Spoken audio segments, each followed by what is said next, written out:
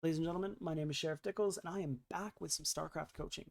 It has been a minute since I have done this. I had a second kid. I walked away from the game for just a little bit. I apologize for the hiatus, but I'm back and I'm excited to get back into this. For those who don't know, back in my heyday, I peaked at like 5.7, 5.8. As a Zerg player, I'm a super aggressive, all-in, cheesy Zerg player who idolizes people like Mio Micah. I'm a douche on the ladder. Sorry. Nowadays, I float around like 5.1, 5.2. I'm a little washed up, a little rusty, but I got a message from someone on Reddit who specifically asked me if they could get some help, and I just couldn't say no. It was an exciting opportunity to jump back in and start helping people again. Now, this person in particular, they're around 3K MMR. They say they're just a Diamond Zerg, and their goal this year is to hit Masters. Um, I want to be completely upfront. I did watch the replay he sent me already. I did make a video on it, but I ended up rambling a lot. It was over an hour and it just wasn't up to quality. So we're doing this again, and I'm going to try and be a little bit more precise, speed this up, keep it under 20 minutes or so. Um, so we're going to, with that being said, we're going to jump right in. So yeah, diamond level ZvT. And we are going to kind of speed run this. So right off the bat, you didn't drone split. This is, it's not a big deal, but if you're shooting, I think you said you wanted to hit Masters 1 this year. Big goal, huge. It's totally doable. Little things like this help. You know, they're all going into that flying V formation. They're all coming for this one patch right here. All you want to do is just box 2, 3, click over here, box 2, 3, click over there. It just helps them distribute a lot faster, and you'll actually end up with a little bit more income that way. Um, so we go across the map. I'm going to preface this because, again, I already did the video and it was just way too long. I rambled a lot. Um, your scouting, I don't like your overlord placements at all. Your second overlord does nothing. This first overlord is going across the map. We are going to check their tech around 3 minutes, 3 minutes 30. And that should give you enough information on either what is there or what's not there. And if it's not there, it should be still be enough information to make an educated guess as to how to respond. This second overlord does nothing. The second overlord really needs to be going out for proxies. Like, just check the most common proxy locations. You know, rallied here, rallied over there, rallied over here. This is a common spot too. That second overlord really needs to go to the common proxy spots. Another thing I really don't like that you did is you 16 hatched. You can. It's not hurting you per se, but this is the one matchup where you can't get punished for 17 hatching. So try and always 17 hatch versus a Terran. You want to go 17 hatch, 18 gas, 17 pool.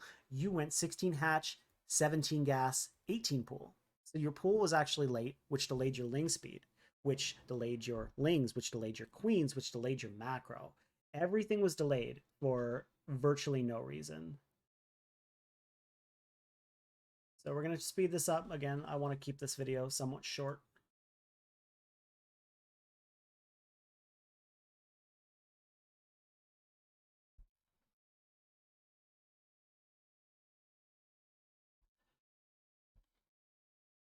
Okay. So right now, our pool's about to pop. Everything's good. We have 100 gas. It's kind of a race for Zerg. You want to get to 100 gas. No, I'm not saying you have to make a gas geyser with your first 50 minerals as the game starts up, like right off the rip, but we really, as soon as like the gas geyser starts, you know, usually 18 or 17 supply, as soon as it pops, we really want to get 200 gas as fast as possible. What I don't like is you only had 2 drones in there for the longest time.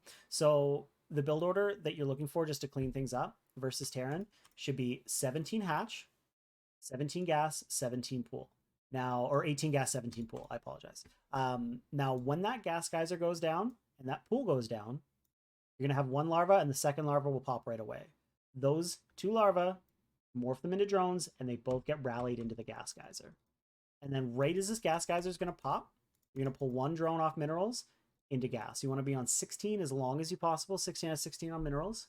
And by doing that, you won't delay your gas intake, and you'll be on 15 out of 16 minerals for honestly like 2-3 seconds. Not a big deal at all. We really need to get to 100 gas as soon as possible. By only having 2 in there and rallying your third, like, just, I know this seems really nitpicky, but this is really the kind of stuff that matters. Back when 3 Racks Reaper was like super easy to pull off before Bjorn personally got Reapers nerfed. Um, by delaying your link speed this much, you can almost just kill yourself. So only two. Yeah, like super delayed, right? Once we get to 100 gas, I really want to see you pull 2 drones off, unless you have a viable reason. If you can come to me and say, dude, I want to do, a Bane Bust, or I want to, go Roach all in, or maybe I'm rushing to layer to do some like stupid Nidus all in or muted, whatever. If you have a bulletproof reason, good or bad, stay on gas by all means. But if you don't, and you're just going to play a macro game and see where the game goes and react to your opponent like most, macro zergs do, pull off gas. Because once we get to 100, it's crucial that we get our link speed on time. But beyond that, minerals are infinitely more important for like the first 6 minutes of the game. So we're just losing out on additional minerals, which are way more important right now. So our queens are a little bit late. One thing I didn't like either is when both your queens popped, you did absolutely nothing.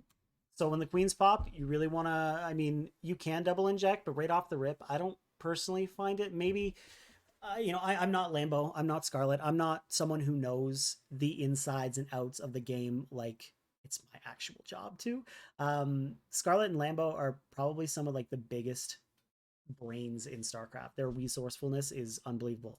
Um, I don't fully know, but I personally don't feel like I get nearly as much benefit out of doing double injects right off the rip when my queens come out. You can do one inject, one creep tumor. Personally, I like to do 2 creep tumors. I usually like to put one in my main so I can just quickly get access to this, and then I can jump it down here and spread it over here. And I usually like to get one going up here. You can also just pull both queens down, get 2 creep tumors down there, however you want to do it. Another good reason why we're pulling off gas, we get that extra mineral income, we can continue making queens. Realistically, we can just keep making queens versus Terran till like 4 minutes 20 seconds, 4 minutes 30 seconds. As long as we're just continuing queen production, then we can just pump out some lings and we can defend whatever's coming at us right away. So you did a really good job. You pulled back the lings off when they were going off creep. The Reaper got absolutely nothing done. I was really happy to see this.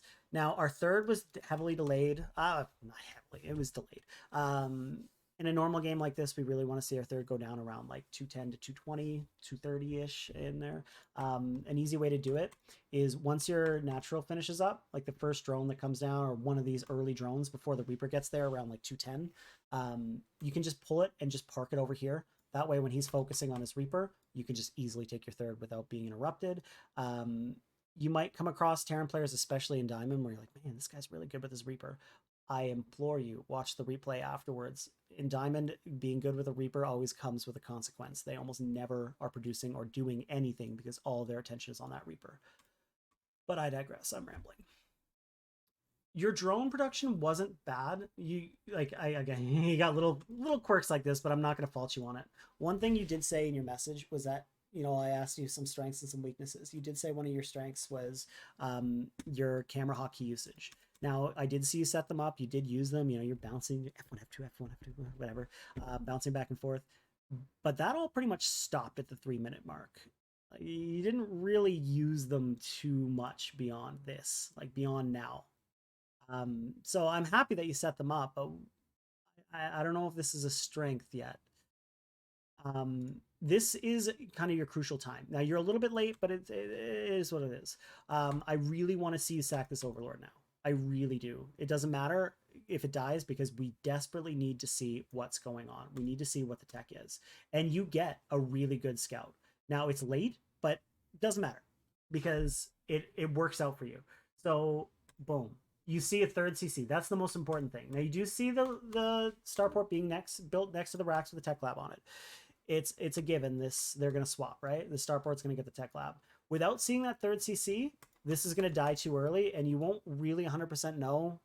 Well, I mean, you won't because they haven't swapped yet. If it's going to be Cloak Banshees or if it's going to be Battle Cruisers. But seeing this third BC, or third CC, rather, it really heavily implies that it's going to be Banshees. It's going to be too expensive to make a Battle Cruiser, considering you have a third CC already. And especially at 4 minutes, like you're just not, right? So this is right around the time we got a decent scout off. This is right around the time I want to see you stop droning. So that first attack, like when you're playing a ZvT, depending on what the Terran's going to do, that first attack's going to come anywhere from like 4 minutes to 6 minutes, or 4 minutes 30 to like 6 minutes. If they're going like Hellion, Hellbat, if they're going to do like 2-on-1, that's kind of your danger zone, right? So if you're doing continuous queen production, you can be a little bit more lax and you can kind of drone a little bit more heavier and greedy, but you aren't, right? Like you are making queens ish, but you don't have a ton, right? You've only got 3 and 1 more on the way. When I'm talking continuous queen production at this point, I'm talking like 6, 7. So at this point, I really want to see, you're at 42, like you're at a solid drone count right now. You can stop. I want to see you make some army units, but you really don't. But you lucked out so hard. That's kind of like, I wish the first video I did, I rambled so much because I did it completely, you know, focusing on what a high level player would do. And I don't want to give you too much slack. You know, I don't want to let you cut corners because you can in Diamond. But I also felt a little harsh. I was going too critical on you. You get really lucky here because this guy comes in. First off, you have 0 map vision. Horrible. This spot right here got you twice. Twice in one game, he was able to take his entire army, walk it across the map, and siege up his tanks like in your face. And you had no idea it was coming because your map vision's just brutal. That is like your absolute biggest thing you need to work on, without a doubt. Now I'm just waiting for it because you have no vision whatsoever. You got really lucky. You're gonna pull these lings back here in a second. You're gonna morph some banelings. You got really lucky that your army was here and you deflected it. Like this was pure luck. This Overlord isn't accomplishing anything. You can put it much further forward, and your creep spread is essentially non-existent. The higher you get, the more creep's going to be important. But for you, any diamond level, stuff like that, I always like to say focus on the rule of 3. So pretending this is a creep tumor right here, like right where the hatchery is, you want to have 1, 2, 3. It's not perfect by any means, but that if you have a creep tumor right around here, that means you have creep out to about here. That gives you enough time, if your Zerglings are over here, to at least attempt to get in position, right? Now, obviously, the more the better, but multitasking is difficult. I totally get it. It's going to take a while till you get there. At least, as long as you have a little bit of creep, just a little bit in advance so you can respond properly, it's going to help you out a big time. Now, you didn't see it, but I need you to see it from his point of view. You got so lucky because you're morphing these. All of his, oh my God, too fast. All of his Hellions come in, and all they do is A-move this one queen. You lost some larva, and you lost some health from that queen. That's it. You lost a drone, 1 drone, because he wasn't paying attention. This couldn't have gone better for you. And because of that, you can push him back. And I really appreciate that you chased him back. You didn't lose too much. And at this point, you realized, okay, cool. You pulled back. You're being cost efficient. Awesome. You're not taking a trade-off creep. You don't have to. You know, you're not attacking him. If you're staying at home, if you're macroing, if you're playing a defensive Zerg like you clearly are, if you don't have to take a fight off creep, don't. So I respect the hell out of this play. I really do. To have that trigger discipline to pull back and say, no, I don't need to. So from here, you do another good job. Scouts coming in. He never made anything out of that starport, right? They never actually swapped. I don't want you to assume that's a normal scenario. Your opponent was horrible. And I mean that with all due respect, Mr. Captain Bofa. But like, he was horrible in this game. This game was yours. It really was. But you have a good scout. You see more Raxes coming down. This is a bio play. Awesome. You know that since he's building Raxes and you already deflected his Hellion attack, you can be greedy as shit right now, right? He's running home with his tail between his legs. So let's take our 4th. Let's hold down the drone key. Let's get our gases going. We only have a single Evo. I really don't like that. You really should have double. Like, considering you never pulled off gas, and how I'd like to see you do it from now on, when you're playing like a game just like this, fully saturate minerals. Like, you want it 16 on 16 on all 3 bases, and then you can gas explode. Once you have 16 out of 16 on 3 bases, you can either go up to 4 gases, you can go up to 6 gases, depending on the style you're going to play. You're going to play Roach Ravager, or which needs 6 gases if you're going to like max out really fast. You're going to play Lingblade Muta. You can delay your gases a little bit, but you will need to get them eventually. It's all up to you, but we want to make sure we get 3 bases fully saturated in minerals as fast as possible. We want to get our 4th down around now, like around the 6-minute mark. But considering what just happened, we're back in the driver's seat for the time being. The next push he's going to do is the 1-1 push. That's not going to happen until like 7:30, 8 minutes, maybe even a little bit later. This guy's not great. So we've got nothing but time. So what do? Really nothing. Like we hold down the drone key, we do well, but we don't really progress from there. The rest of this game is really sad, and it's because I can see you've got the potential. And it's going to boil down to 2 things. You have really poor map vision, and you very easily fall apart when things don't go your way. So with the interest of keeping this video short, I could nitpick for clearly over an hour on little things, but those are your biggest takeaways. I'm going to keep this playing. I'm not going to pause it anymore, and I'm just going to talk over until the game's over, and we're going to keep it on your point of view. So your creep spread, like this is essentially the last time you do any real creep spread. It's pretty bad. I do love the fact that you prioritize Carapace. Carapace is much more important when you're playing Ling Bane because you want the Banelings to survive as long as possible so they can get deeper into the Marine pack. I know it's weird to say by getting armor you're doing more DPS, but you actually are, because they survive long enough to explode in a bigger clump of Marines. Versus, yeah, they will do more damage with the +1 melee, but they're going to die faster and they won't have that great of connections. But you've got more than enough gas to be going 1-1, and you really should be going 1-1 at this point. I hate the fact that you rush into Lurker Dead. I absolutely hate it. Like, all you have to do right now is hold down the Zerglin key. You just killed your own creep tumor. You just need to make an army right now. Like, you are sitting pretty on 72 drones, and that 1-1 push is coming soon. You do not need to drone anymore right now. Like, we're sitting pretty. You have this infatuation with Hydralisks. I'm not sure if you understand like the core army comp versus bio. I know a lot of lower level players think Hydras are the be all end all, and Hydras are a fine unit. And with the new patch, maybe they'll be the be all end all unit. I don't know yet. But Hydras are your support unit. Ling Bane is going to be your damage output. Like it just is. You want to prioritize. You want a way bigger. I know I said I was going to pause. You want a way bigger Ling Bane force than you do Hydras. Hydras are just there, again, as a backbone. This is the first downfall. With 0 map vision, and if you want to watch the replay again from his point of view, not the whole time, but he basically watches his army move across the map. Oh, okay, let's do some production. And watches his army. Like, he wasn't doing anything. And you could have very easily had an Overlord, a Ling, some creep, anything see this coming, and you would have held. But you were caught with your pants down. You're morphing a bunch of lurkers, which complete luck, by the way. This was not a response. You're going to lose this hatchery. All the while, this third is completely wide open. Never allow your opponent to do one thing at once. If you let them do one thing, just one thing at one time, you'll be amazed at how good someone can get at it. You have to split their attention, right? Just like you have to deal with this force while also doing injects, like producing units, spreading creep, all that stuff. Yeah, you can take a break from creep for a second right now. Something's going to give for you. He's now unintentionally started a few fires. And what happens for you? You completely forget injects.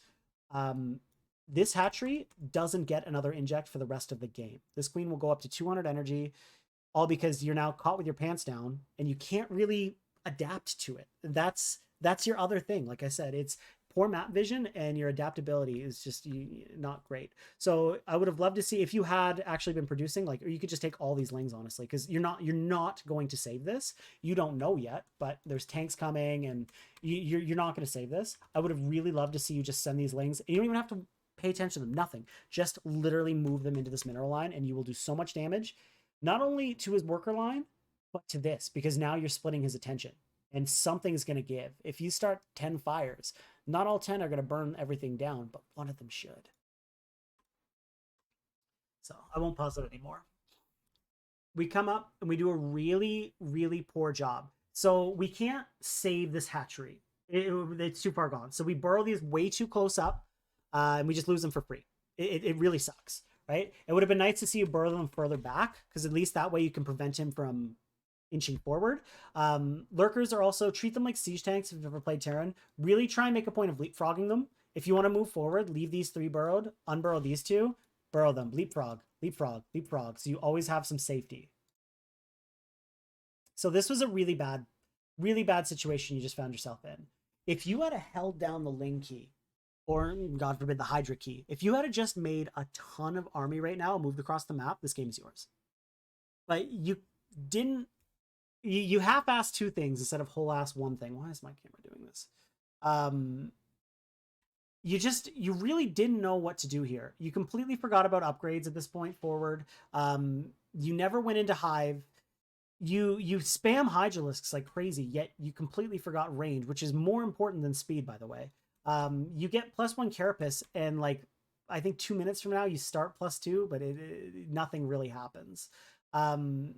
This is a really bad play too, because you see the Banes are going in. This is already going to be a bad trade for those SCVs, but you decide, nah, at the last minute, and you don't even get the SCVs for it. Now you get virtually nothing. So you just made a bad trade worse. If you ever make a decision like that, especially with how fragile like Banelings are and stuff like that, just commit. It's almost always going to be worse if you try and pull back than it is just try and commit. At least you get something, right? You really, like, as you can see, like he sniped your 4th, which went down at an okay time, but it took you like 2 more minutes to rebuild your 4th, and you're floating so much money that you just throw on your 5th and then a macro hatch. Like, you could have taken a 6th and a macro hatch. You could have done so much better. You're just banking money, and I can tell you're kind of running around with like a chicken with his head cut off. You don't really know what you're supposed to be accomplishing. You know, we've got drones coming out. We're still so focused on Hydras. And the funny thing is, even though you rush into a lurker den, you really only made this handful of lurkers and never made them again. Almost the entire game beyond this point, and there's some big fights still to come. You just played Ling Hydra, and like with no upgrades. So you were never really all that cost efficient. You never, I don't know, you never really recouped. If you had gone all in, you could have done some serious damage, but you stayed at home, macroed slightly. Like you saw the fork in the road. You all in, recover, macro, and you just went straight. And well, I'm going to do a little bit of both. So really wasn't like the thing is, like, yeah, sure, you forced that lift, you got a little bit of damage done, but you lost a lot. Like if we look at the resources lost, it's almost always going to be worse for the Zerg. Like if you're trading better than a Protoss or a Zerg or a Terran player, you are doing very fucking well. But like this is starting to get out of hand. And again, it'd be a different story if we had things going on at home. If you had your 2-2 on the way, if you had your layer, you know, if your hive, you know, maybe we're getting vipers out or something like that. But nothing. This is a really lucky fight, and I can't stress luck enough, because this is more on your opponent than you. You initially had the opportunity, maybe you didn't. It looked like you were coming in for the ability to get the 360 surround, which is always what you want to do when you're playing Ling Bane. You want to come in from multiple angles. At this point in time, you're not going to get it. He's stutter stepping somewhat decently. If I were you, I would have pulled some Lings and just created chaos. Send them over here, just try and start some fires. But your opponent really chokes, and these Banelings get a way better connect than they ever should have. So we got lucky. Hydras can clean up this. We're sitting pretty at this moment. If we had just held down the Ling key, we could have easily either ended this game or done critical damage to get ourselves back on track. The Spire was probably the most questionable play out of everything. You are a little bit addicted to Hydralisks, my man, and that's fine. There's nothing wrong with that. But he had, in grand total, he made, I think, 6 Liberators this entire game without range and without upgrades. 6 libs. And at no point in time did he ever have more than 2 in his army. So you threw down a Spire and made 6 Corruptors when you have 20 Hydralisks that are more than capable of dealing with the 2 Liberators that are in his army at any given time. Very, very poor decision making, in my opinion. And that's okay. It is what it is. In a perfect world, your hive would be done around 9 minutes, 9:30, and you haven't even started the infestation pit. And you know that there goes your last lurker. You don't make any more lurkers. You hardly make any more banelings. You really just like you fell apart so hard. And it's gonna show right here. So when we come up here, we do this little run by here with 6 lings. Not enough to do any real damage. Just enough to really just be as inefficient as possible, right? There's too much to scout and too little to get any real damage done. Well, we got super lucky again. And again, I can't stress enough. It's just pure luck. But that wasn't the greatest decision making. These Hydras just kind of sit here. You're going to pull them back. And like icing on the cake, unfortunately, he's going to come back in that same spot. And he's going to get you again. You didn't learn your lesson. Yeah. And here he comes. You were caught with your pants down again in the same spot. Now, you can't fight this, right? He's got 4 tanks. He's got liberators. He's going to siege up and he's on a choke. You can only come in from 2 angles and neither one of them are a good decision because there's just too much damage, especially with the splash damage from the tanks. It's not happening. DPS output is insane.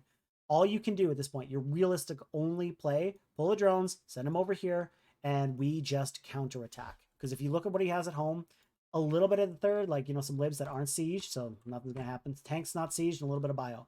But if we look at his main and his natural, where all of his production is, which is crucial, you want to kill a Terran player, kill his production, you could have just run in and ended this game. But, I mean, we went around, we tried to fight this from a horrible position, which is why you can't fight this. The Corruptors come out. I have no idea why we even have the Corruptors. And that's realistically it. Again, I'm trying to keep this video short. Your injects, there's your queen. Like, we were so bad on injects. At the beginning of the game, we were pretty on top of producing stuff. We were good at injects. We were managing our economy. But that one move where you got caught off guard because you had no map vision, and from that moment on, everything just fell apart, and it felt like you were, you know, treading water to stay alive versus swimming to safety. You know, I don't know. All in all, there's a lot of room for improvement, but I don't want to get too nitpicky right off the bat.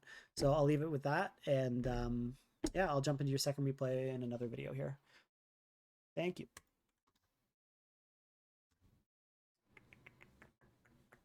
Sorry.